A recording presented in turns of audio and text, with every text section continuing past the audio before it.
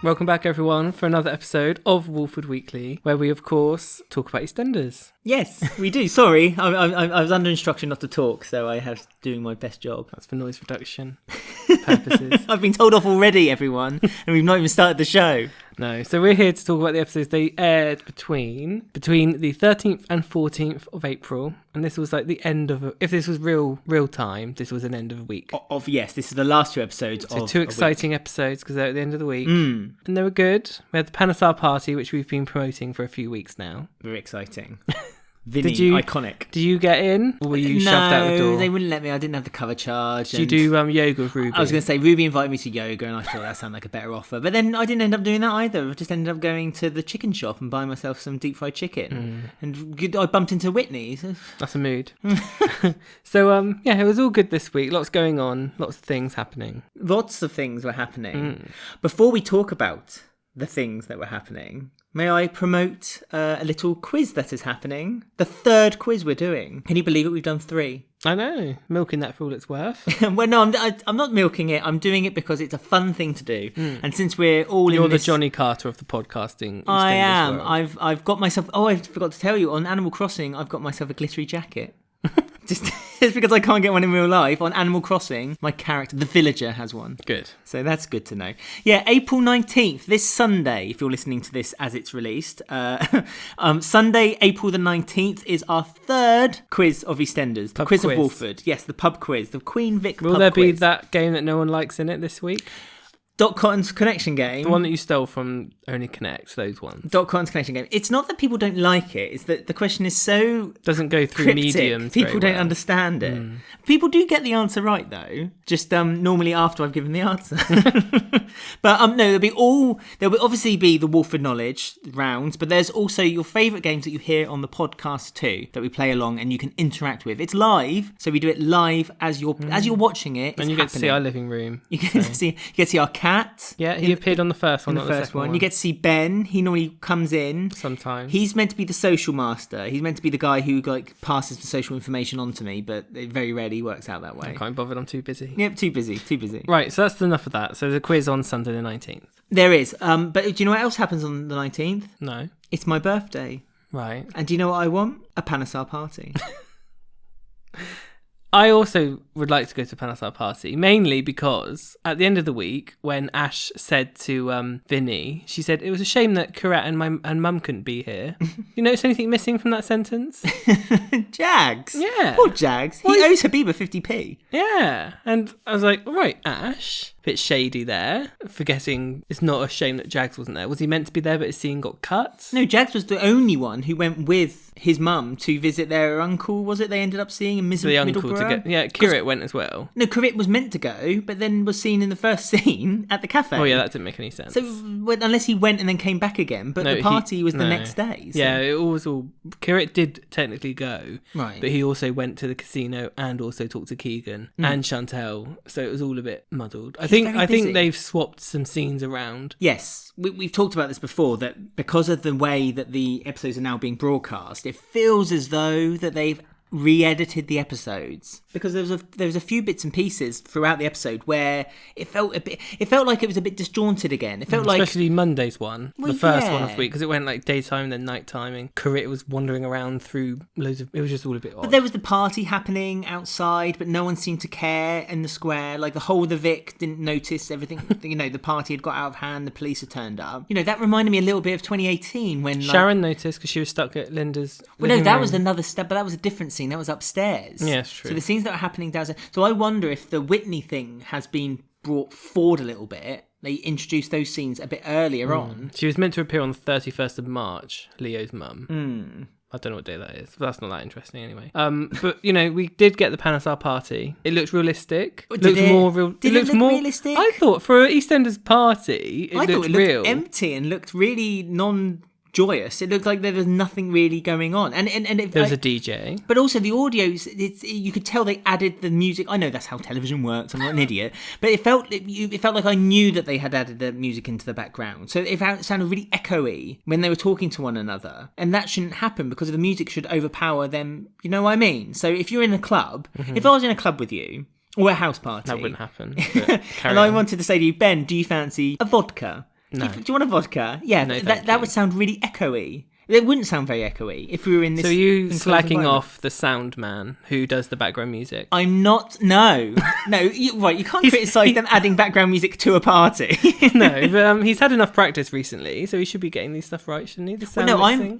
I'm criticising the bad studio because it's called echo. An echo. Unless they added that echo on purpose. Well, it's quite a big living room. Yeah, but we're in about a living room probably a similar size to their front room. Yeah, it's only we've got a an small echo. front room. There's no echo in here. when I'm talking to you, maybe on the microphone it's picking it up. But that's not anything to do with anything, though. Like, apart from a slight echo, But there it was didn't feel- atmosphere. there was There no was lots atmosphere. of people. There was. There was just What are flashing you going lights. on about? There was no atmosphere.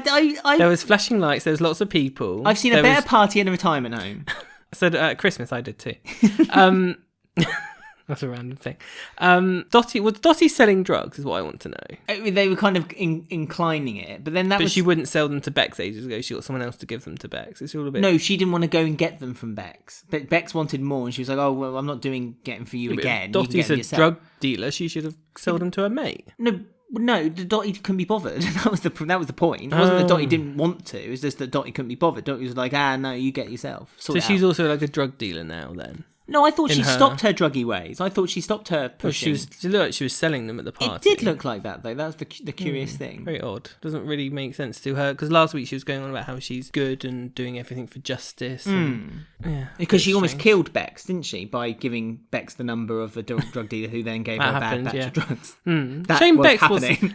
Shame Bex wasn't there for the party. I think she might have enjoyed it. Well, unfortunately she's landlocked now because she has to stay Yeah, in the with country. Michelle. Yeah, well she can't leave the country now. Yeah, she's probably living with Michelle in Australia, isn't she, for a bit? Yeah, in but- lockdown. Lockdown, exactly. And pasta and rice. But the party got out of hand because obviously he invited everyone and anyone to go for £10, try and get him money. £10 is a reasonable price for a party. Yeah, a house party. I was a bit like, come on. Oh, but according to you, it's the best house party they've ever created. Well, visually for EastEnders it does, because normally it's just like 3 teenage characters sat on the sofa. No, that's when they have their movie nights. No. And they dare each other to do When things. they had Mark Jr., Courtney, Shaquille, Bex and Louise's weird boyfriend from school, those parties used to look really like rubbish. Well, when they were in the nightclub, they snuck in and they had a drink. Before then. I'm going before then. Oh, you don't forget the party when Louise had too much to drink and she had to have her stomach pumped. That was quite a realistic party, that house party. Oh yeah, when Keegan pretended he slept with her when she was unconscious.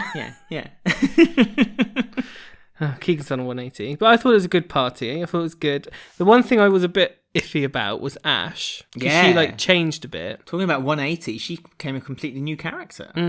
It felt a bit like, I don't know, like the actress didn't, like they made the character Ash, hired this actress because of the character they had in mind. And now they've decided to make her like this, and the actress isn't the right character to do that. And it felt really like weird seeing her try to act She couldn't act cocky and mischievous like Suki. Yeah, when she was talking to the police officers and they were asking her questions. Yeah, and she was trying to be like off, but it just come across really rubbish. Yeah, she was trying to be cocky, as you say, cocky and a little bit like she was in control of the situation, but she didn't seem control at any point. She was just shouting, but I don't know, there was something off about her before. Because normally I really like Ash. And now Vinny's my favourite, and now Ash has gone down, Kheerat's gone down, Suki's gone up, Jags has stayed the same.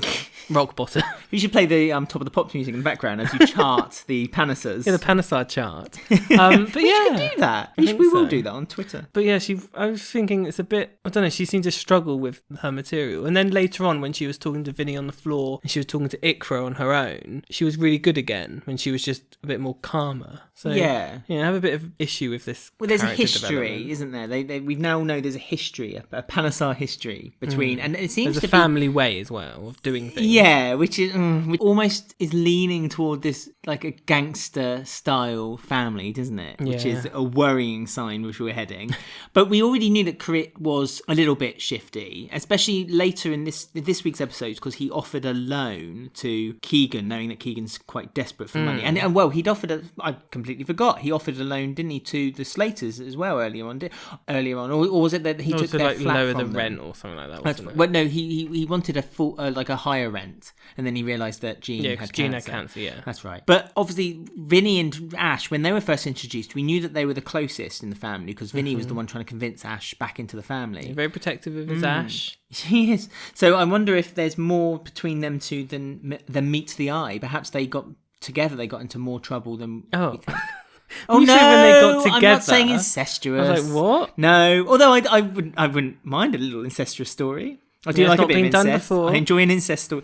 Well, some argue that Sharon and Dennis was incestuous. Well, yeah, and Bianca fancying her dad. Oh, yeah, there you go. But like a bit different. But yeah, there's like a Panesar code where they deal with their family problems by either getting rid of someone or paying them off or threatening, because obviously that's what they tried to do to Lola. The dad's in prison, we don't really know why. So yeah, there's lots of things. I'm wondering if Suki has done something in the past and the dad took the blame for it, and that's why he's in prison. I don't know. Covering something Suki has done. There's something going on, but I'm just not here for Ash being like, I don't know, it just didn't suit her. Well, considering when Ash was first introduced, she was... I feel bad for Chantelle now, I'm thinking about it. She was a bit of a saviour to Chantelle. Like, she helped Chantelle when she looked out for her with and the stuff, abuse. And so Ash is still the only one on the square who kind of knows that she is being abused and still not doing anything about it. Maybe she'll tell Kheerat, because Kheerat and Chantelle are getting close, aren't they? That's true, yeah, because there was a scene when Kheerat was inviting Chantelle to one of his many jaunts that he had whilst he was blow on his dice while he was at the casino. Yeah. Would you blow on his dice? Yeah, I'll blow on anyone's. The options were Grey, Kheerat. But for Chantelle, that's their options. But there's other options on the square.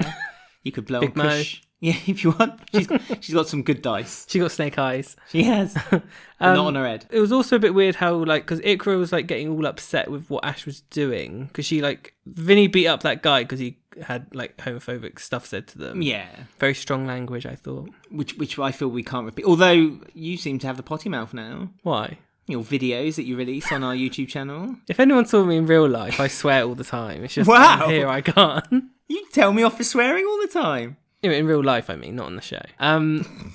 Yeah, Vinny beat up that guy, and that's when Ash didn't use her nursing or doctorate oath that Sonia always uses. She decided to not call hospital, not call the police, hide him in the bedroom. The police came and went without knowing anything happened, and that's what upset Iqra. Well, it was just the sneakiness of it all, wasn't it? And the kind of the plan and how quickly a plan came together between Ash and Vinny. It was like there was no. Well, Vinny was kind of panicking. It was more Ash just doing it all. Well, Ash calmed Vinny down as well after he started beating her. She grabbed him by the throat. No, he didn't. She grabbed Vinny by the throat and told him to calm down. I thought she just grabbed him by his face. Oh, that's throat face. You know what I mean. The throat is not the same as your face. If your throat was the same as your face, you'd be eating from the top of your head. No, it was under his jaw / top of his throat, I would say.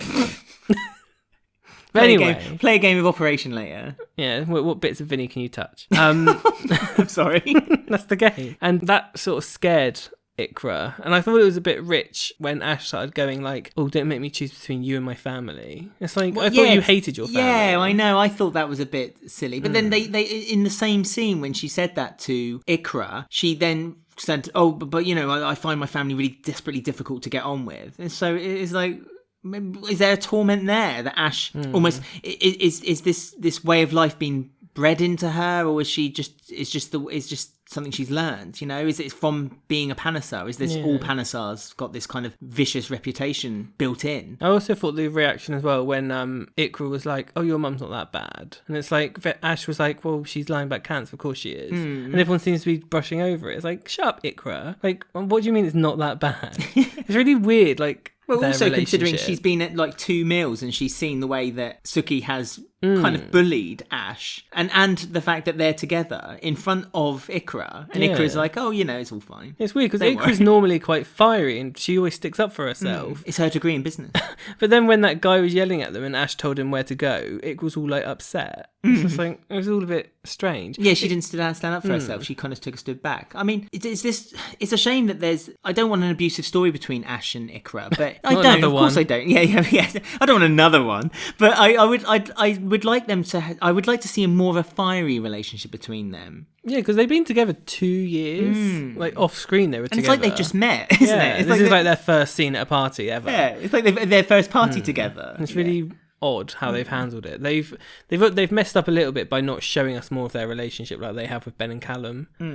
We've got nothing, and then we've got this all of a sudden. Yeah, it's all like or nothing. A lot to take in, but I mean, we have been criticising how Ben and Callum's relationship has not been portrayed very well. So perhaps because we haven't seen it portrayed at all by Iqra and Ash, it's basically every relationship's not portrayed well at all. Let's move on now to the next subject, which is Whitney, because she's got another stalker on her way. Yeah, I mean, the kings really do breed them, don't they? There's a few from that king family. And this is all a bit hard to get my head around as well, because the last time we saw Leo's mum, she was standing up for Whitney. She was telling Leo to stop harassing her, stop upsetting her. Got locked in a boot. He nearly killed her, locked her in a boot. She said to him that Tony was a paedophile, he was all this. You've got him wrong. You're not seeing it correctly. And then when she locked him in the boot, he let her out and she said, oh, you're not my son anymore. I don't want anything to do. You're horrible. You've done all this to Whitney. You've done this to me. And then she stormed off. Now we've seen her and she's all of a sudden wanting to blame Whitney and says it's all her fault for using him and confusing him and things. She used Tony, he died, yeah, and that upset Leo. She's now used Leo, he's died, and now she's upset. No, it's just ridiculous. It's very strange, it doesn't make any it's sense. Path. And also, Gray himself said that she's been fighting for the defence of Whitney. And she's been cooperating with the police, saying that, you know, Leo is a bit this and a bit that, and a not very stable guy. And he said himself, this is a very strange course of events now, that she's now turned against her. It's very really strange. Weird. It doesn't make any sense to her character. And like we've gone months without seeing her or hearing from her. Like when Leo died, we didn't see her. We didn't mention that she was at his funeral. Like nothing. And now she's suddenly completely different. I don't understand. The only thing I would say is that someone reminded me on Twitter that when Archie was killed and it was got and Archie wasn't a very good person. Yeah. He upset Peggy. He upset Ronnie. His kids, Ronnie and Roxy. Danielle. And Danielle's dead. She's dead, Ben. Stacey. But well, then he upset Stacey. Stacey killed her. Spoiler. Him. Yes, killed him. When they found out it was Stacey, both Ronnie and Roxy and Peggy were angry at her because they, as much as the nasty things he did, they still loved him. They were still, you know, he was still someone's father. He was still someone's husband. Yeah. You see what I mean? So as much as she's probably upset and angry that Whitney has potentially killed two men in his life, perhaps she's also seeing it from the perspective that Whitney has killed two men in his life and that she's basically now got nothing. And she did love them. You have to remember, she did love him. That was her son at one point. Did have a lovable face. Those eyes. Well, those puppy dog eyes. He's a bit crazy with those eyes. But she birthed him and he grew up. And despite his flaws, perhaps she blames herself for his flaws and she's taking that blame out onto Whitney. Yeah, but the trouble with comparing it to the Archie thing is that all those characters around him who were upset, they had character development, we knew them. Whereas Michaela, she appeared, 4, 5, 6 months ago? Quite a long time ago. Disappeared, and now she's back again. So you get that whole big blank in between where you can't really relate the same to Peggy and Ronnie and Roxy and all that. Well, it's the same old adage that we say quite regularly on this, and that is that there is no development at all of stories. We just said it on the last story. There's been no development to come. There's a trend here. There's something happening here. They don't give enough time for us to kind of envelop a relationship with a character, so we can. It's like Danny Hardcastle, for example, who turned up a few weeks ago, if you remember. What was that all about? Yeah, well, no, well, we don't really know, do we? He just got angry at Ben and said that they'd, would do no deals with you anymore. And what's that really done other than, okay, maybe it built then the story of why Ben didn't want to tell his dad that he'd gone deaf. Yeah, there's better ways to do that without Danny Hardcastle. I don't think they needed to do it with Danny Hardcastle at all, because Ben's always trying to look up to his dad and trying to impress him, and this would just be another instance where he feels like he hasn't. It's all very odd. So I find it hard to really grip why Michaela's now doing this, unless she's now a bit unhinged. Like they seem to do that, like when Hunter died, Mel suddenly become unhinged, and yeah, that's such an unfair when thing. Denny died, Sharon has become slightly like not deranged yet, but it could happen. Like, it seems to be the trend of the writers at the moment of when a child dies, the female goes crazy. I know. Well, not only is that also incredibly sexist that only women get like lazy, hysterical. Yeah, people don't deal with their grief like that. Really, let's be honest with you. And in a way, I'd be more interested if Whitney had this story with Michaela where they're kind of talking it through, and then maybe naturally have Whitney feel, well, maybe not that Whitney should feel like it's her fault, but have Whitney feel like, well, maybe some of the decisions I made were not the right decisions. What I did ultimately Whitney wasn't her fault because it was an accident. No, but Whitney does question at the end when Sonia's talking to her and she's talking to Gray and Chantelle. She does say, you know, she has lost her son. I am technically a murderer. Yeah, so Whitney is morally ambiguous there with her mind, where she's questioning, like, this is still a person. But, like, when Shaquille died, we had those scenes where Carmel met the boy's mum and they weren't walking around stalking each other. They talked it out, didn't they? And the mum wanted to desperately try and make Carmel forgive her. Which she wanted that, though, again, with the ultimate intent that her son would then get a lesser sentence because but Carmel she didn't know the son her. was doing that. The son double-crossed them both. I thought the mum did know that was happening, but then felt guilty for doing it. No. And then before that as well, we can go back to Paul. He was mentioned this week, so we can bring this up. When Paul died, Pam had an interaction with that boy's mum who killed Paul. That was in the court case, wasn't it? In the toilets. And they were handled so much better than, like, deranged crazy woman is now stalking Whitney. So it's a bit of a shame because Michaela was really good and we wanted her back. We wanted to see more of her. But it's just like she might as well have just been playing Leo's aunt and just been someone else the way she's a different character. Yeah, I mean, it would have been fine if she'd come in and shown her grief to Whitney, if that's the road they wanted to take it. But it's the fact it was so accusational, you know? And to start with, it was grief, but apparently that was all a big ruse to try and get some information. Because Gray had a word with her and got rid of her. He said he'll annihilate her if he sees her again. Oh, did he? Well, if we're talking about Gray quickly, should we have a chat about how Gray showed his darker side in front of Whitney this week? I know. Because he shouted down Whitney and Chantelle because they both said Chantelle and Whitney were defending that, you know, their decision that, you know, I wanted to speak to her, I felt sorry for her. And Gray... He's a professional. Well, but the way he said it, he said, he almost, I know my job or whatever. Don't you talk down to me? Don't you patronise me? And you know, that was a side obviously that now Whitney is beginning to see. You could see straight away in Chantelle's face the panic. Yeah, did you notice Chantelle was panicking and thinking, oh God, we know where this is going to go. But Whitney said something back to him and he calmed down again. And I was wondering if they're showing, like, Chantelle doesn't really know the right thing to say to calm him down, does she? When we've seen him a few times. I'm wondering if Whitney, like, Chantelle's going to notice that Whitney can calm him down. And because to me, it looks like they're looking at some sort of weird affair with Gray and Whitney. Because Whitney was, like, lovingly looking at him when he got rid of the mum in the Vic. And I was like, oh God. I think it's unfair to Chantelle to say that she doesn't know how to deal with Gray, because I think that no matter what she would do, I don't think it would deal with Gray. No, that's what I mean. Like, no matter what she does, he still gets angry. But when Whitney said something back to him and all of a sudden he calmed down and listened to her. I don't think he sees Whitney as someone he loves, though, isn't it? So that's why he almost, it's weird. His violence towards Chantelle is almost to protect her. In his mind, he thinks that, not just that though, it's also to protect him. So he's like, he keeps her always at like an arm's length. And when she kind of starts to stray away, he doesn't like it very much, and so deliberately reels her in again. But with Whitney, he doesn't have that problem psychologically with her.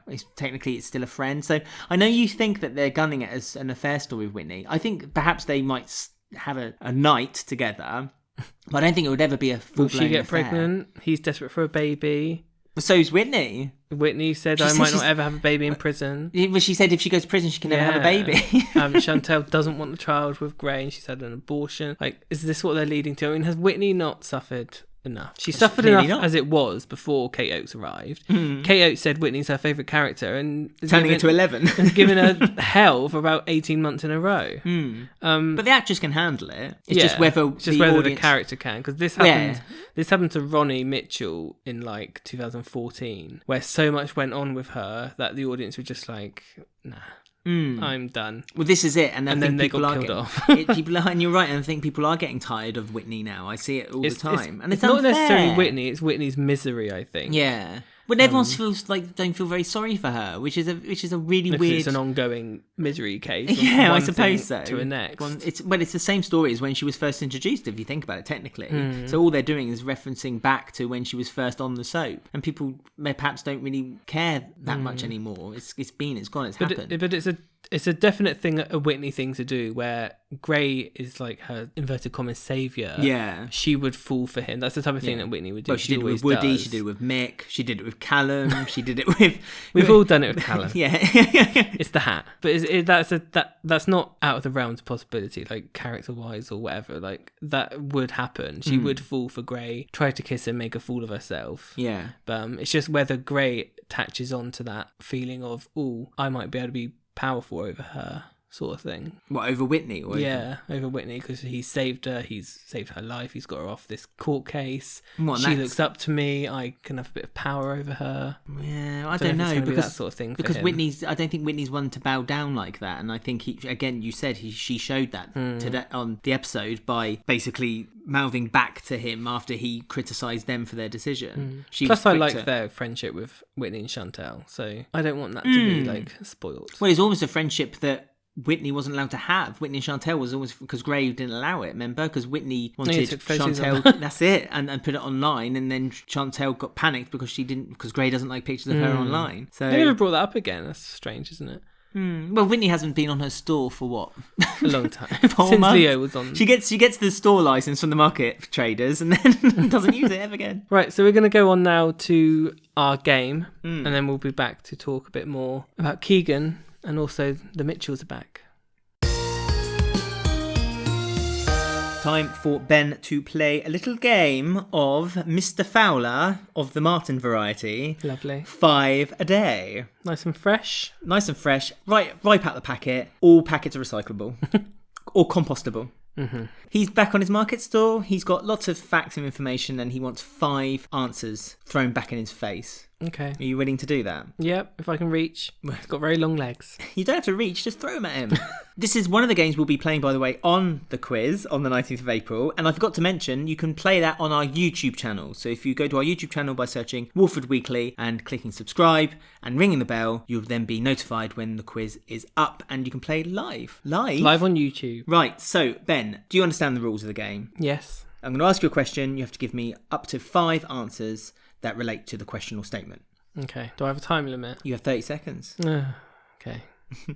So, EastEnders is famous for their gripping two-handers, episodes where the entire content is performed between 2 characters in a single setting. You like a two-hander, don't you? I do. I'm not just talking about EastEnders. 3 sometimes. Hey! Since coming to the square, Phil Mitchell has had his fair share of these. In fact, he has had 5 Phil Mitchell. two-handles. Phil Mitchell. Can you name the 5 characters? So in 30 seconds, name the 5 characters Phil Mitchell has had a two-hander episode with since 1990. As always, I'll remind Ben that using logic is normally the key to this, so give it a go.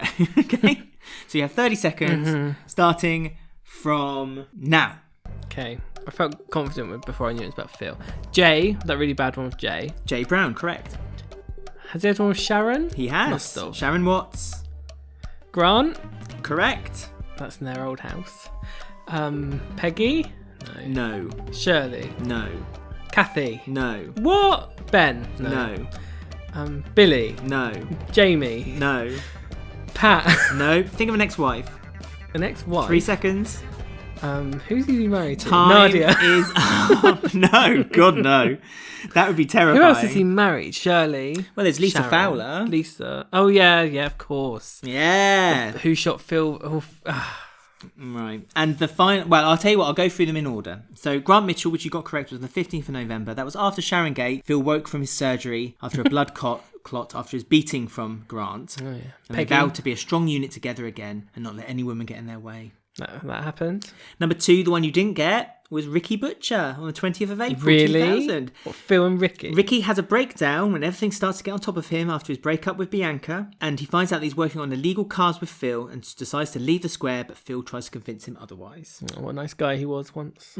Sharon Watts was the 3rd on the 5th of September 2002. They have a heartfelt conversation after both have troubles with their relationships, comparing their troubles. That's nice, isn't it?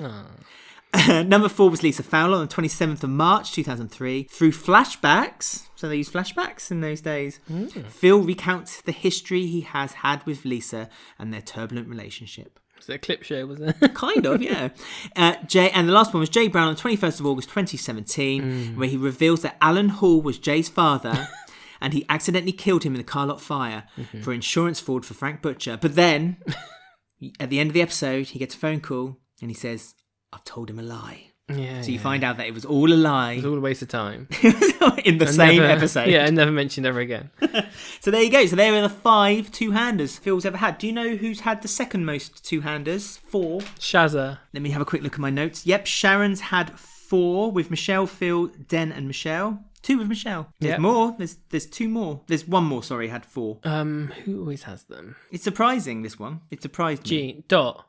No, Dot had 3. I don't know. Just tell me. Den Watts has had 4. Has he? Yep. One with Angie in 86. Yeah, I remember that one with with the Sharon window in cleaner. 2003 when he returned. Oh, yeah. One with Dennis in 2004, his son. And one with Dot in 2004. God. There you go. 3 in 2004. Really used the most of him then, didn't they? I remember the one with Sharon because I watched it quite a few months ago. It's really good. There you go. So they're the second most. There's been lots of two-handers, but they're the ones who had the most. There you go. That's a fun game, wasn't it? Yeah. That's the kind of fun games you can have on our live quiz on the 19th of April. We've gone through all the answers now, so there will never be another round. Well, there's much more to have. Anyway, that wasn't Sharon Watts's. That was Martin Fowler's 5 a day. Right, so we've got the Keegan storyline to talk about now. Good. Where he tried to get to the Panesar party. Sadly, didn't quite get in. No. But took all the blame for the whole thing. Somehow.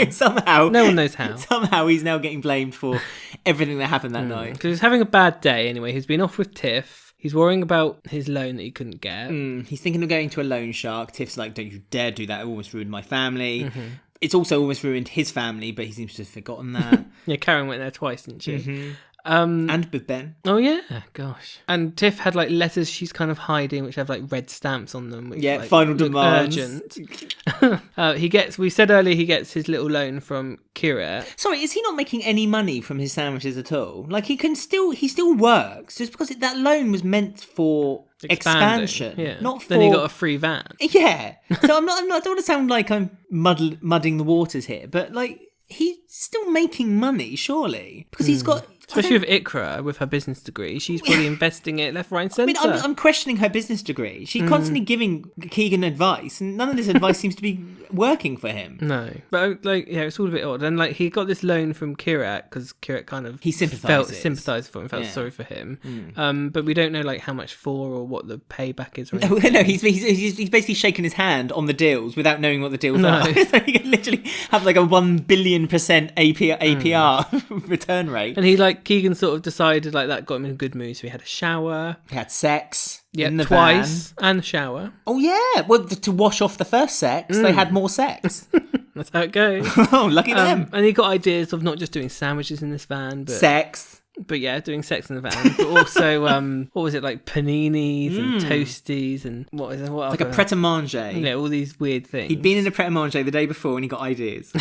So he's like on cloud 9 and they say, no, let's go to the party then, because it's the Panesar party. Yeah, I'm in a good mood. I've had sex twice and a shower. Can't miss the Panesar party. Let's have a pie. And that's when like this whole like riot kind of thing started.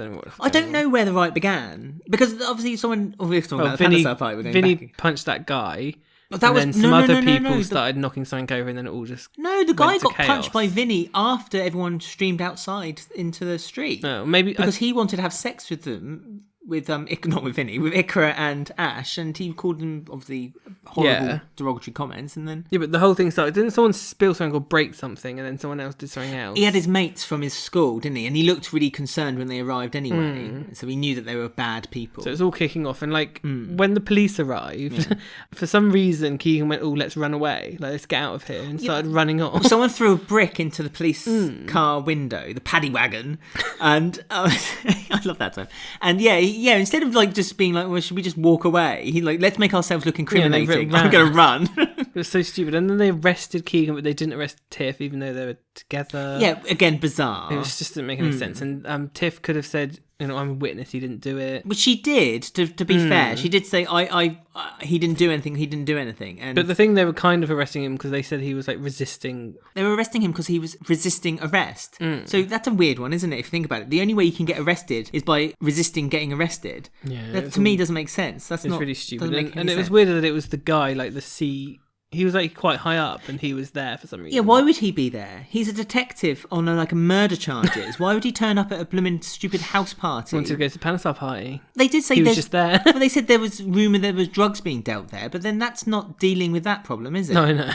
If that was the case, then you would arrest everyone there. You wouldn't just arrest one person because you suspect them for throwing a brick in. Yeah, and they arrested Keegan, and then everyone else. There was lots of people, and then they all just ran off. Yeah, the only one who got arrested for the whole thing was Keegan. It was so silly. Not even Ash. Like, Ash was at the party. Like, she was like going, oh yeah, we got a bit out of hand, didn't it? It was a bit silly. They would have arrested her because she would have been. They would needed her to give a statement about the party, but they didn't. No, it's it made no sense at all. It was silly. It was like Walford Police at its worst. But no, that's Walford Police at their best, because Walford Police can't competently put a charge together if they literally had it put in front of them. They did have it put in front of them last week. Phil walked in and said, "Hello, I murdered Dennis Rickman," and they still sunk a boat. yeah, and they still couldn't get him convicted. Nah, you're right. Yeah, you go, yeah, pat on the head and off you go. Yeah, so it's all a bit odd, but obviously we've got this storyline with Keegan, so that's kind of why we're getting this. But it's all just a bit, I don't know, wishy-washy and. They're kind of, I know what they're getting at. We know their story. We get it now. We know that Keegan feels like he is being singled out because of his race and his colour. We get that. We understand that the police aren't racist. We understand that. We know it's racial profiling. Why does it have to be that every time something happens on the square, Keegan gets arrested for Keegan it? just walks by. Yeah, and when Keegan actually does something which is arrestable, as in when he turned out loads of bin bags onto the road, littering, which is only a minor offence, he gets applauded by the police for doing it. So this doesn't make any sense whatsoever. All Keegan has to do is literally walk past a shop. Because he was naked at that time as well. Oh yeah, indecent exposure. It's just infuriating. Why can't they... I get the story they're heading with. They don't need to keep arresting Keegan to have him angry. We know that Keegan is just a generally very angry character anyway. They talked about it this week when they said that Keegan has a history. He has a criminal record. Yeah, when he was 12. Was young as crap. But even Karen mentioned it to Tiffany. Tiff was like going, oh, I can't believe they arrested him. And Karen was like, well, I know he's my son, but he also has his flaws. So we have to understand that perhaps he is getting arrested for things wrongly. Yes, but there has been cases where he has been arrested for something. I know a leopard knocking over flowers in front upsetting of Denise, but Denise slapped him. That's so that's true. Again, he went for it, didn't he? He prosecuted her. Yeah. So Tiff wanted Jack to get some help, and he talked to he reminds me of Robbie Jackson the way he talks, the policeman. I don't know his name, but he talked to him like, you've arrested my niece's husband. Are you sure what you say you saw actually happened? And they started talking about body cams, and like the one body cam which might have shown it was broken. Cleared him, it was broken. So yeah, that's when Keegan was kind of like, oh yeah, of course it was. That's very handy. But they showed it, to be fair to the police, they showed him video evidence to show that he did resist being arrested. Oh yeah, and Keegan said, oh no, that's not how it was. Yeah, it was like, this video evidence, this plain in sight video evidence is being tampered somehow, or that's not exactly how it happened. I thought that was interesting. Were they showing that Keegan didn't realise he was shouting back at them, and Keegan was like, oh, I didn't realise I was acting like that? Like, when on, it's a really bad example, but like on Big Brother, when they show people their best bits, they go, do you remember that argument? And people are like, oh, I didn't realise. Yeah, I didn't realise it. I was actually doing that quite so badly. Yeah. Were they trying to say that to Keegan by showing him that footage, and he said, oh, that's not how it happened? Did he, in his head, he didn't actually resist arrest? Yeah. But he did. Even though he didn't really. I think a lot of people can say that they have had moments in their lives when they've got so angry that they've got like blind rage, and so they've not realised how angry they've got. And I think this is an instance where he's got like that. Yeah, and he's realised, oh, maybe I was a bit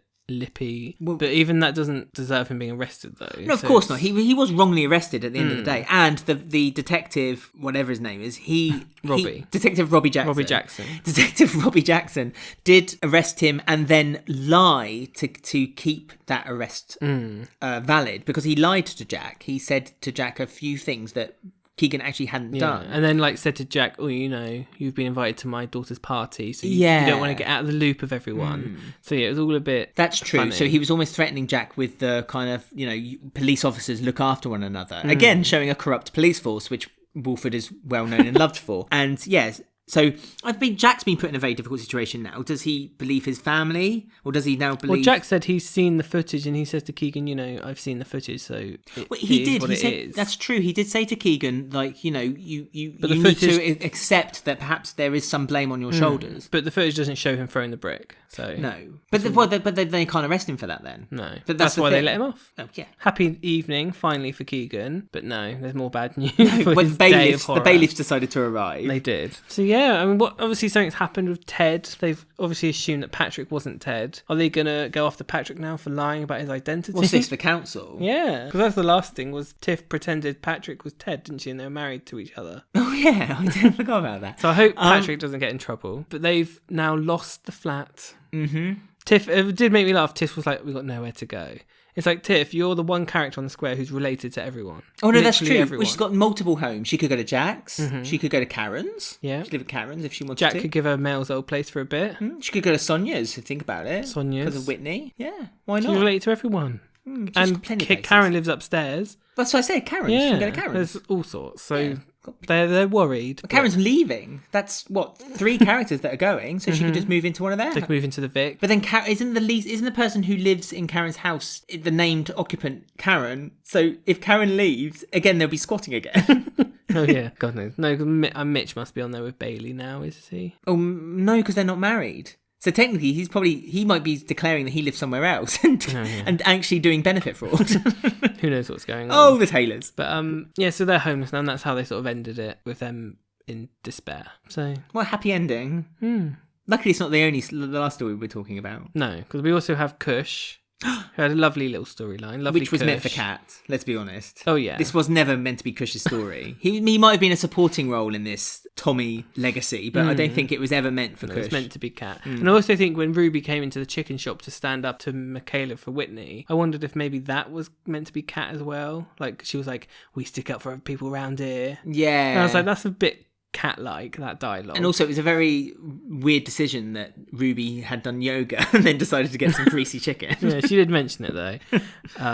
Which is something we can all relate to. But yeah, I mean, this was nice for Kush because he's the nicest man in Walford. We all know that. And Tommy was a bit glum. He hates life, like us all. Can relate to that. What? Sorry? Everyone hates You life. hate life? Yeah, everyone relates to that at the moment. My goodness. And Big Mo wasn't helping with the reports. But Kush was there. Well, Mo was giving it busy away. looking after Jean, to be fair. Mo and Jean were having a wig burning party. With Shirley, who Mo didn't want to invite. So that's interesting. I think Little Mo rivalry wanted there. to keep it a very intimate party. And she felt like Shirley was a bit of a gatecrasher. But they ended up having a good time together. Yeah, they were all good. They were fine. They were just talking about Kush's body, basically, and that was it. Well, they were wearing wigs. Jean looked like the girl from Lazy Town. And they were doing No, that was Mo who had the pink. Oh, was it? wig Was it? on. Oh, okay. Yeah. So that was Mo. And you know, they were doing poses and it was a nice moment had by all. It was, because she's now decided to just wear her natural hair is long enough now. Yeah. And Kush was like, yeah, you're beautiful, the hair's beautiful, do it. Kush is beautiful. Yeah. Personality and body and mind. I mean, poor Tommy. So if we're going to jump back, Yeah, Tommy. jump back to Tommy. I do feel for him because it's so hard when like you find the education system so difficult. And talking about being able to relate, you know, it's just if everyone else seems to find something very easy and you're the one kind of being pulled back, it's hard enough, like in everyday life. But if it's in school where you're kind of almost enclosed in this environment where you're expected to be at the same level as everyone else with these SATs and key stage skills, you know, and poor Tommy's having to always catch up all the time. And that story, actually, I really did feel for Tommy when he said that he was doing English for people as it's a foreign language to them and he's still finding it difficult. I mean, that's really tough, isn't it? It is, bless him. Is it like a dyslexia storyline they're going with? I think so. I just think he finds the not everyone gets on with being able to learn something, being especially with tested his on it. upbringing. Yeah. I mean, there's been a case for years that our education system is literally pretty much being able to copy and paste what you've learned from a book onto an exam paper. There's no practicality to it, which I'm inclined to agree with. It'd be nice if they could find out that Tommy has a real skill or knack at mechanics, maybe, or being able to use his hands, acting, writing, something, maybe not writing. Taxi routes. Taxi routes, yeah, learning maps, geography. He might have a Like his Uncle Charlie. Exactly. He hasn't got his mum around. His dad's Alfie Moon. That's not going to be good. He was kidnapped when he was a baby. He's lived in Spain. He's lived in Redwater. He's lived in Walford. It's understandable. Very disjointed life. Yeah. He lives with Big Mo, which isn't a help to anyone. What's she going to teach? Maths? Bit of dodgy dealing maths she can do. She can teach how you get a deal. Like she can teach life lessons. Yeah, she's the teacher street of life. smart. She is. But it was nice to see Kush acting as this like role because you don't really get to see him be a dad very much. No, and it's a great shame because I get the impression that with Arthur as well, for me, Kush is almost a very dad-like character. Like he would suit to be like a 2 up, 2 down kind of 2.4 children kind of character in EastEnders now. He has his moments where he goes out with his mate Martin, but when he comes home, he likes to have his pipe and slippers and do you know what I mean? Protein shakes. For me, I see that with Kush. I really do. And so to have this interaction with Tommy and to give him good advice as well, the only thing I would say Kush has done wrong is that he should... I know Tommy said, please don't tell anyone, it will really be embarrassing. Oh yeah, don't tell anyone. But with his marigolds on, doing the washing up, I think Kush had a perfect opportunity to say to Jean... Keeping his hands soft. Yeah, which he needs to, because he puts all that chalk on his hand when he does his bodybuilding. Oh yeah, of course. When Jean walked in and said, was everything okay with you and Tommy? I think Jean's, out of everyone, is the one who can trust the most. Yeah. Which is now, I need to remember, is week 4 of Jean still not taking her meds and nothing seems to be coming of it. She's taken her wigs off. Yeah. She's lost it. Crazy Jean. Are we going to get any kind of I know, it's weird though. I'm guessing she is on her meds. I don't know what that was all about. What were those meds? Maybe they weren't. Maybe they were like leftover chemo pills. Oh, maybe, yeah, we're jumping the gun a little bit and thinking that it's for her. They didn't tell us this, we just have to assume. But maybe, I don't know if you have pills for chemo, I'm not sure. You might have painkillers. Or maybe there were things like, I think they were her meds though, because they were in that like brightly coloured thing. Well, the Monday IM PM kind of box. Let's just forget that happened, I guess. That's written out of history. I mean, we say this and then EastEnders surprise us and goes a bit left. In like 8 months' time, they'll bring it up. Yeah, all of a sudden Jean's on the top of the Vic roof and we're all like, oh yeah, I remember now. Jean doesn't take her pills anymore. Danny Hardcastle will turn up and talk to her about her pills that she hasn't taken for months. Yeah. Oh yeah, I remember that. And then Danny Hardcastle was, I can't deal with you slaters, I don't trust any of you anymore, and then storm off for another year. But that was nice for Kush, and you know, he didn't share Tommy's secret, so he's got that burden to live with for a bit now. So, which must have been quite a hard burden, and I'm actually, this is a story which I'm really looking forward to seeing it grow, because also it's relatable to a lot of parents who have children who, you know, just don't get on with school very much, especially with homeschooling now. Well, yes, exactly. Even worse. So the last story we've got is Phil, who's trying to be non-homophobic again. He's getting better each year. It's a step forward. I did feel slightly upset that he slagged off Paul so much. Yeah, there seems to have just been no reason for that either. No. To say that he didn't think that Paul was good for Ben. Don't speak ill of the dead, Phil. Yeah, I mean, it kind of explains why maybe Phil didn't really care when Paul was killed and Ben was desperate for some emotion from Phil and Phil didn't show any. Now we know that Phil just never thought much of him. No, he didn't have much upstairs, did he, apparently? Well, I think it's because he saw Paul was a little bit... feminine. Not he was a feminine, just a bit like he wouldn't fight. He's not a Mitchell.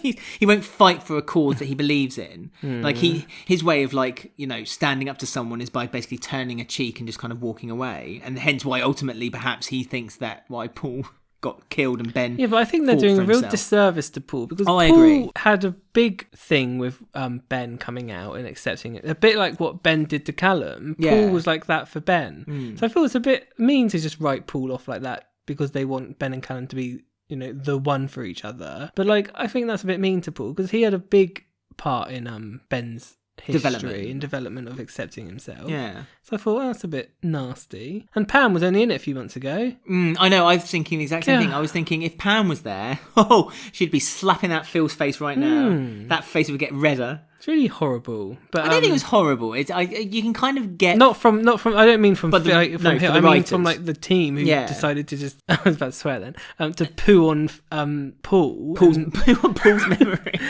And just to wipe that away and just be like, oh no, Ben and Callum, they're the ones. You have to remember them. I agree. It's like, no, that's not fair. Especially when Ben was reintroduced mourning for Paul as well for so many weeks. Like, you know, he was at parties crying because he was remembering Paul used to like parties. Yeah. He'd be in the cafe and he'd have a donut and you remember Paul liked donuts. And now for them to then say, oh no, Paul really wasn't much for Ben's life. And Callum, you're the one. I don't think Paul and Callum were that... Like, I don't think they're that dissimilar. No, Callum's not like Mr. Go and fight and beat someone up. He's not confrontational in the slightest. He's a puppy. If you keep talking, he's a puppy dog. Yeah. And he was first introduced with that woolly hat, the hat that we know and love, and maybe back for the quiz. And you know, he was really soft, and that's why the Carters kind of, you know, he was almost him. Well, they loved him, but he was almost seen as like kind of the outsider of the Carters as well for that reason. And for Phil to then say, "Oh, you are very much a Mitchell because you are in our kind of mould, it kind of feels then out of character for Callum as well. And it was interesting because Phil asked him how the police thing was going, and Callum seemed like a bit disinterested. So has he gone off this police idea now? I think he's got it, hasn't he? He did the interview, the third time lucky, and he got it. I think because didn't Jack say, right, from now on you need to start learning things and you need to carry on doing your 1 mile runs around the square? Yeah, I don't know. It's all a bit strange. But he, be fair to Callum, he did stand up to Phil because Phil was throwing his money around again. Yes. Saying, I'll go private, hate the NHS, like EastEnders do. EastEnders hate the NHS. And that will fix all the problems. And Callum was like, no, you can't just throw money at it, Phil, because it might not even work. Yeah, Ben cannot be bought. No. Poo on Paul, Ben can't be bought. And that was quite sweet of Phil, because he kind of thought, this is the first time where, maybe I'm going to have to actually... show emotion. Be a parent. Yeah, and actually care for my son. I mean, he's made a good start, hasn't he? And like last week, he said, I still love you. And, Ben, I think Ben knows that there is that bond between him and his dad now. And I look forward to more, as I said last week, I look forward to more scenes with Ben and Phil because the scenes between them are great. And to be fair, actually, with Stephen Fadden, yet again, he had that one-to-one scene with Callum, and I thought it was a real scene stealer for the episode. Callum was wearing a nice little blouse. Rainy's blouse, wasn't he? He was wearing... Oh, yeah, because... in the I don't know why. Odd, wasn't it? Yeah. He was fully dressed and he was like, I need to dress up. Yeah, for Phil. Maybe he fancies Phil. Maybe that's the ultimate goal. Maybe he's got daddy issues. He saw a picture of Phil from the 90s and thought... Yeah, I would. A bit hunkier than Ben, actually. Why not? And also, Phil had a really good scene with Shirley this week as well. I really appreciated that scene. But I feel like Phil has already kind of wrapped up his scenario with Sharon a bit too quickly and too neatly, thinking that Sharon has just forgotten about Caden now and that's a part of their life that they can just forget about. Yeah, because Sharon was at Carter's, wasn't she? And they had a little chat about maybe go on holiday, get a tan. Yeah. Maybe take Phil with you, how do you think? And Sharon was like, it's going slowly. And that's when she saw Shirley, and Shirley thought, I need to go talk to him about Dennis. Yeah, because Shirley feels really guilty about Dennis. So she's another one. Everyone does. Everyone's got blood on their hands over Dennis. Do the executive producers feel guilty? That's the question. They have Phil and Sharon to speak to. That's who they have. Yeah, and that's when Shirley... I don't know, do you think Shirley thought maybe I'm in a chance here to get back with Phil? I wondered that too, because... I did. And when Phil kind of said... She asked him outright, like, are you and Sharon giving it another go? And that's when he said, like, Yeah, trying to, yeah. We're trying to, and Sharon... It's Sharon who should be forgiving me. It's not my fault, which was a kind of admirable thing to say. And... Caden's out the picture. And I think Shirley, quite gently for Shirley, which is very unlike her, instead of kind of then fighting for Phil, understood and then took a stood back. And then those immortal words, I've got some information that you might be interested. Yes. You might win Sharon back. The Vic is up for sale. And you saw that little light bulb light up above his head. Yeah, but... Is it going to be the thing? Callum's advice earlier, can't throw money at it, Phil. Oh, yeah, that's true. You can with Sharon. Well, yeah. Is it? She's happy with a bottle of perfume and a big chocolate bar from the duty free. That's all she wants. I think the double bluffing, I think they're going to make us think that the Mitchell's going to get it. And Sharon's going to say to him, I don't want it. There's too much history there. It's not me. Because when she was talking to Linda, she said, no, I need to take things slowly. And Linda said to her, you need to really think about this. You're still grieving. Yeah. You need to think things clearly. And when they hugged each other, Sharon kind of looked a bit worried that maybe she is jumping into things too quick. Yeah, with Phil, I still feel that this is the beginning of Sharon's exit. I really do. What, a holiday. Yeah. I think this is the beginning. As much as I would love Sharon to be in the Vic, and I mean, Twitter lit up when the news came out. Yeah, I don't think that they're going to. I don't, and I do think this is going to be a Letitia Dean break. This is going to be a Letitia Dean break now. No, we can't handle another amazing female gone. There's too many gone. I mean, there's Suki, and she's building up to be quite a fun female. So let's just... And Kathy. Yeah, Kathy's... We love Kathy. She's always there. Yeah.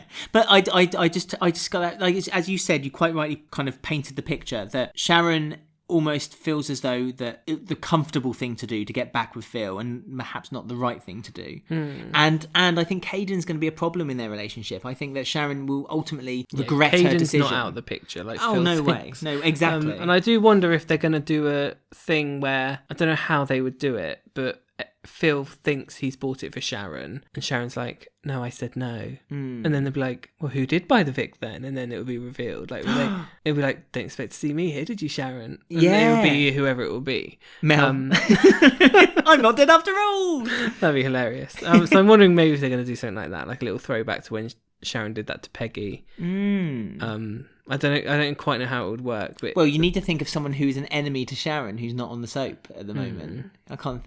To mind, it would be Karen with Caden in her arms or something.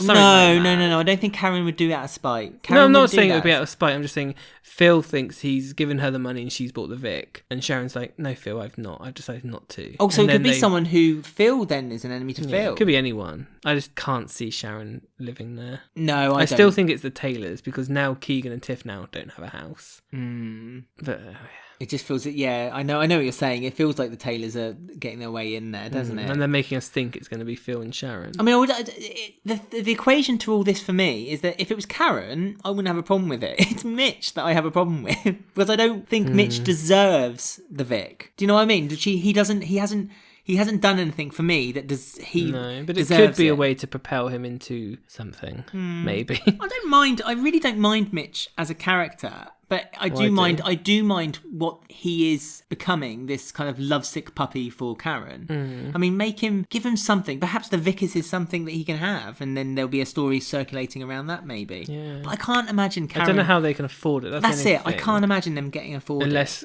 Gray tries to buy him off. I don't know. Ruby is the most logical. We always end up. Max is in there. But we always end up talking about who's going to take over the Vic. I mean, no, not necessarily. No. Actually, don't forget Max and Ruby's relationship isn't that strong. I don't think. We said all this before, but I think Max would think that he'll be in there. But I think Ruby would be like, no, this is my business. And then she can have a caretaker look after it, and then you can introduce either a new family or bring back. I always forget his name. Lee. Bring back Lee Carter. I've heard this 3 weeks with in his a row. wife and a new child. That's the story. Wash my hands of it. Scrub for 30 seconds, sing happy birthday twice. That's me done. Right, so that's the week done. We'll stop talking about who's owning the Vic until it's actually revealed now. No, we won't. But we're going to go off now to hear everyone's comments about what they thought on the week and see if they match up to what we thought. You know me, I ain't one to gossip. So as we always do, we end the podcast with your comments on our Twitter, our Facebook and our Instagram page. All the details will be at the end, including how you can catch the quiz on the 19th of April. Yep. Just drop it in every time. It's one way to get you listening right to the end. Yeah. You have to do your own comments. Oh yeah, lots of comments as usual. We're going to start off, first of all, with a question that we always pose on our Twitter and Facebook, which was, which two characters who were never on the show at the same time would you like to meet and interact together? As usual, they can be dead or alive, and comment below. So, we've had a few. Would you like to hear some? Yes. I do actually. Oh, good. Interesting. At Wax Perfect says Denny Rickman and Denny. Maybe shown Denny the right path. I doubt it. We've shown him even worse a path, probably. Walford Webb got in touch. Oh, lovely. Yeah. You like them? They would like Simon Wicks and David Wicks to meet. It's so weird they've not met, isn't it's it? Mad, They're isn't brothers, but like they missed each other. It's really odd. It's a shame. It's a missed opportunity when they should buy the Pat Vic. had died. Oh, they should buy the Vic. Simon and David, that'd be. And then Tiff could live with them because that's her uncles.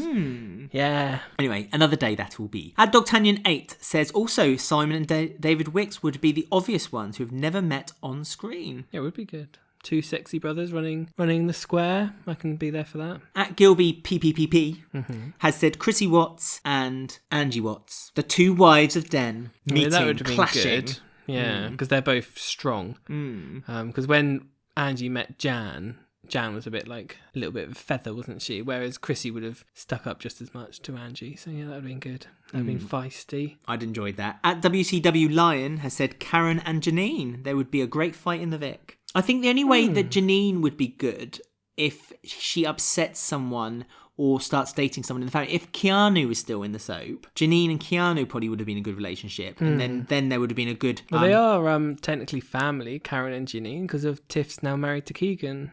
Oh, yeah. So they're kind of family. So Yeah, they can meet at some sort of wedding somewhere. But I think that Karen would be a good... Last week we said that Janine would be great to come back, but unfortunately it'd be difficult because she doesn't have a kind of a rival or a motherly figure who she can kind of always upset, as in Pat Butcher. And I think Karen would be a good figure to replace that. No, she wouldn't. Yeah, she would. No. Yeah, she would. I think Sharon's the new Pat. When she was... When she was walking Hi, Letitia. Glad you're listening. When she was walking out of the Carter living room and Shirley asked her if she was all right, I had a bit of a Pat vibe from her. Like her character's in a Pat. Do you think if place. you sent a gift to one of the actors, I'm thinking Letitia Dean, and sent it to the studios after all this lockdown, that they would give it to Letitia Dean, or would she demand that someone opens it first and then if it's... You're not allowed to give gifts. They throw them away. What? Really? You're not allowed to accept gifts unless you see them in person in the UK. We accept gifts, by the way. If you guys want to give us any gifts, we have got one from Ben Mitchell. We did. Send us a message and you can send us a gift. Yeah, we'd accept or anything. A tip. We would PayPal. We would literally accept anything. We've got no job. At Alice Zechekvic3, I'm sorry if I butchered your name, said, would love to see the interaction with Saeed, Christian, and Ben and Callum. Could imagine... Prince Albert. Yeah, could imagine that Saeed and Callum babysitting over Christine and Ben, while the both would be getting wrecked, causing a merry hell in Prince Albert. or you could have, if you had two gay couples, you could have, a gay affair storyline, where two of the gay guys, but the other two aren't aware of it happening. They've never done that before. There's never enough gay people on the show at once, is there? Yeah, but they could. That's a really interesting story, because you always had straight couples and two couples, and you realise that two of them are having the affair, and then you then see the fallout of the two that aren't having the affair after the affair. Anyone who understood what I'm just saying, thanks for joining in. At Ego Air says Lady Di and Terence, the two dogs, they never met on screen and they should get together. They'd like that little walk together. At Silent Theatre 1 says Ethel and Honey. Ethel and Honey?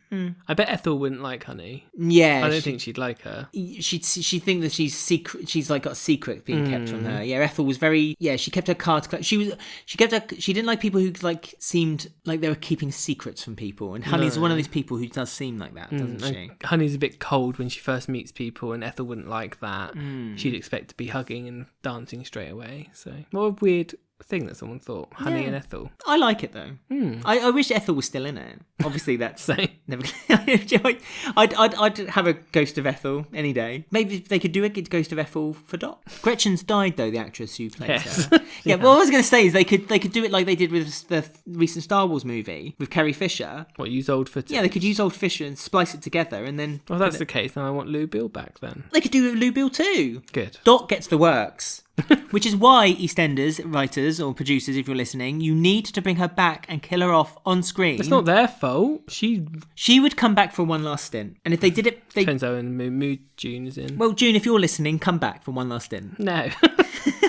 Right, some comments about the episodes this week. All two of them. The episodes, not the comments. On our Facebook, Matt Cherry says, deep down, Ash has more in common with her mum than the brothers do, but she won't care to admit it.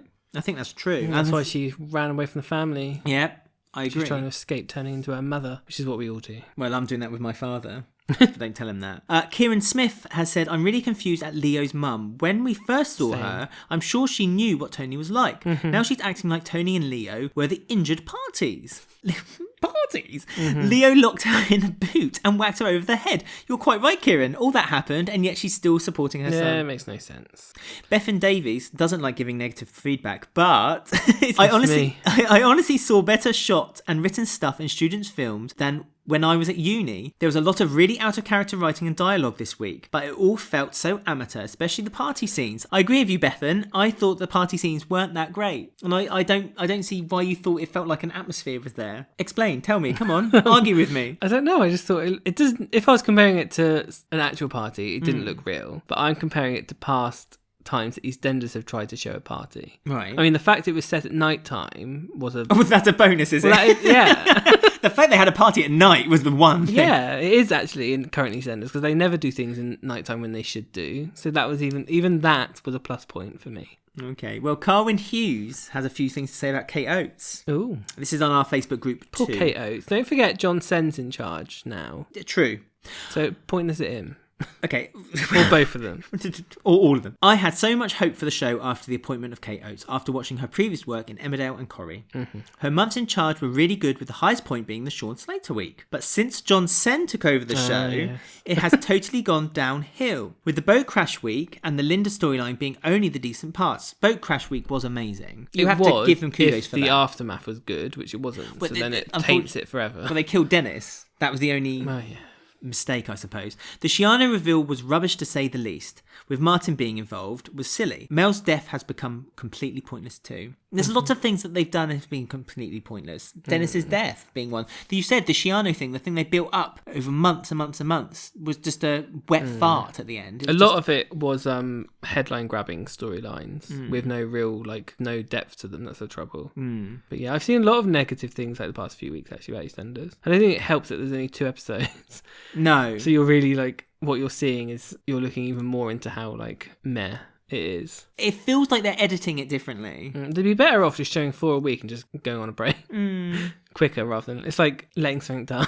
Yeah, it's like the analogy. What we were watching, Westworld, when he said when I used to catch rats, we'd fill it up with water. Yeah, they'd drown, but it was much more kinder to them than just swimming around for hours and hours and hours, struggling to try to live. That's what they're doing with EastEnders. They're just letting rats swim round and round and round in a deep pool of water. Just put out its misery. Let's have a break. Just have a break, and then we love EastEnders. Anyone who thinks we don't love EastEnders, we do love it. We do. Hence why we can be critical. The best for it. Yeah, this is give us 5 stars on Apple iTunes. Final comment then from Gina on our Facebook says, the Phil and Callum scenes were good. I like Vinny, but the rest of the family are really boring to me. I like Kheerat, but they need to do more with him. Iqra and Ash remain boring, and I don't buy them as friends, much less a couple. What about Jax? Just not mention. Oh, we didn't talk about Jags. What about him? Well, Habiba was looking for him. Yeah, I know. Yeah. There you go. We just talked about That's carrying on. That's his story. If you have any comments you'd like to make, get in touch with us on our social media. You can find us on Twitter at Walford Weekly, and it's the same on our Instagram at Walford Weekly. You can also find us on our Facebook group. Just search Walford Weekly Podcast and then click to join the group. We also have a YouTube channel where you'll see the quiz live on Sunday the 19th of April, this coming Sunday. Just search Walford Weekly Podcast and subscribe and ring the bell so you don't miss out. We also have exclusive content on that YouTube channel too. And of course, if you like the podcast and you'd like to tell people about us, please do share it with all your friends and family, because that's what EastEnders is all about, isn't it? Family. Family means everything. It certainly That's the tagline does. at the moment. And if you're listening to us on Apple Podcasts, please give us a review and subscribe on that too. And I think that's everything. I think so. So we'll see what's happening next week. See what happens next week. As always, stay safe, stay home, and look after one another. And we'll see you all soon. And don't forget to join in on the quiz, April 19th.